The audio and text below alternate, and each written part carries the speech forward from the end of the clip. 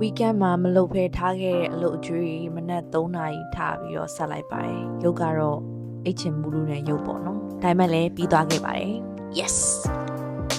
ဒီနေ့တော့ကျမရဲ့9 to 5လုပ်ရတဲ့ corporate အလုပ်နဲ့ပတ်သက်ပြီးတော့ content create လုပ်ဖြစ်တယ်ခုမှတည့်ရဲ့လူတွေကိုမိတ်ဆက်ရရင်ကျမကတော့တင်ထားပါ Craftfine ဆိုခေါ်တဲ့ company မှာ regional marketing အလုပ်လုပ်နေတာဆိုရင်တော့တစ်နှစ်နဲ့4လရှိပါပြီအရင်တော့ကတော့ Unilever မြန်မာမှာ brand marketing အပိုင်းကို10နှစ်ခွဲလောက်အလုပ်လုပ်ခဲ့ပါတယ်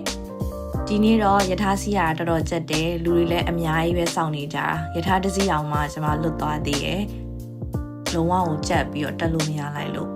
အဲ့ဒါနဲ့နောက်တစ်စီးကိုစောက်ပြီးတော့မှပဲတက်ခဲ့ရတယ်။ကဲခဏနေဆိုရင်တော့ရုံရောက်ပါတော့မယ်။ပြီးရင်ကျမရဲ့လေးလံလာရဲ့ AG ကနေ laptop ထုတ်တယ်။ပြီးရဲ့ခါကျရင် notebook, ထမင်းဘူး, charger, mouse ထုတ်ပြီးတော့စပြီးတော့အလုပ်လုပ်ပါတော့မယ်။ဒီနေ့က Monday ဆိုတော့လူတွေတိတ်ပြီးတော့မရောက်ကြသေးဘူး။ကိုရီ easy focus လုပ်လို့ရတယ်။မနက်ပိုင်းလဲ meeting မရှိလို့နေ့လည်စာစားပြီးတော့ AC ပြန်ပြီးတော့အလုပ်လုပ်တယ်ခဏနေကြရင်တော့ meeting တွေစပြီးတော့တားတော့မယ်အခုတော့ meeting မတက်ခင်ရတဲ့အချိန်လေးမှာကျွန်မပြင်ဆင်ရမယ်ပေးရမယ်အကျွေး file တွေကိုပြင်နေရတာပါဒီနေ့က meeting နဲ့ရှင်းတော့မဖတ်ရသေးတဲ့ catch up မလုပ်ရသေးတဲ့ email တွေအကုန်လုံးကိုတေချာလေးဖတ်ပြီးတော့လုပ်ရမယ့် action step တွေအကုန်လုံးချရေးပြလိုက်တယ်ဆိုတော့တော်တော်လေး productive ဖြစ်ခဲ့လို့ပြောလို့ရတယ်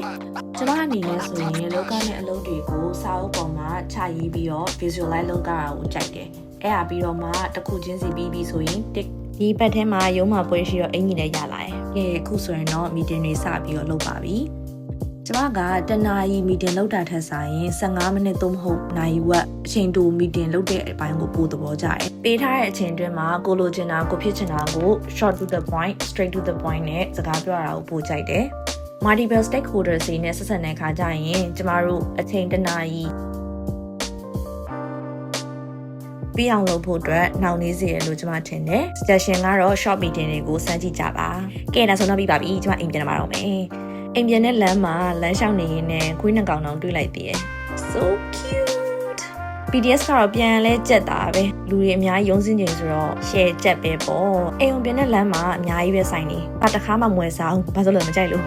ကျမရဲ့ Genius Scale 9 plus ပဲကဲအိမ်ရောက်လာပြီဆိုရင်တော့ထုတ်ပိုးတွေဖြမယ်ပြီးသွားတဲ့အခါကျရင်အဝတ်တွေလဲပြီးသွားရင်လောက်ကမှာတော့